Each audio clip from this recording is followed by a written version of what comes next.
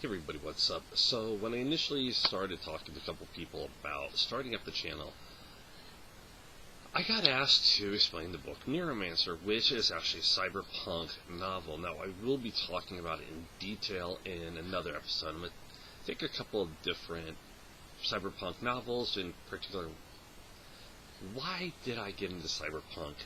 Originally, I read William Gibson's book, Burning Crumb, which introduced us to the character Johnny Mnemonic.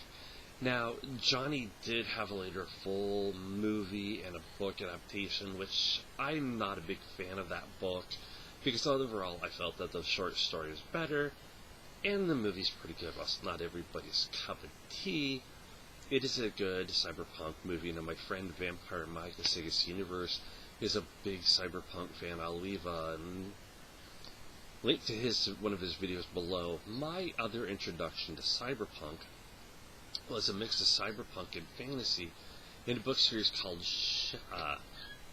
Shadowrun. Sorry, brain fart for a moment.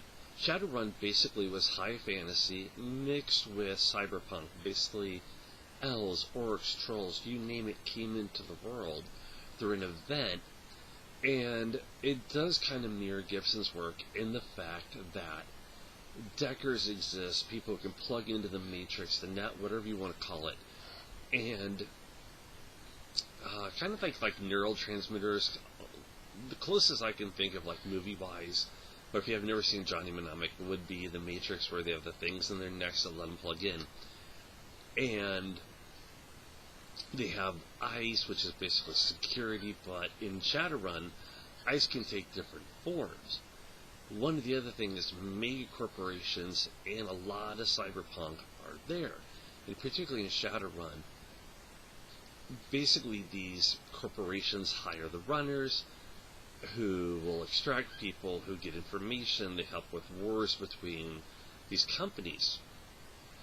Shadowrun, in addition, was a pen and paper RPG game, along with it has had a couple of video games.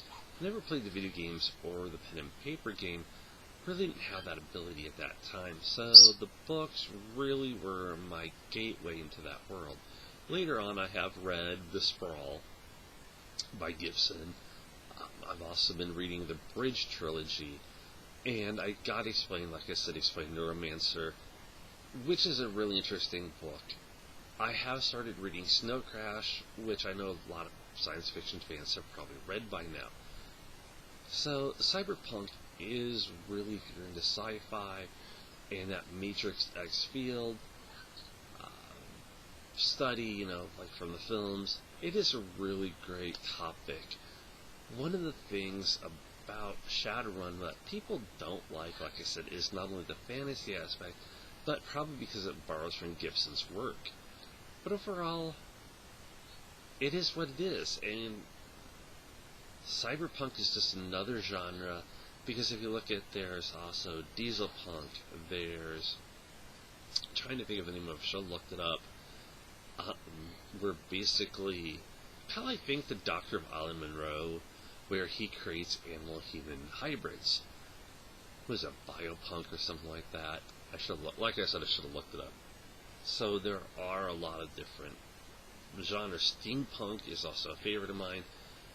The one, I'm just mentioning the punk field, I would ultimately have to say, though, that all of them, in their own ways, do have a lot of great writers.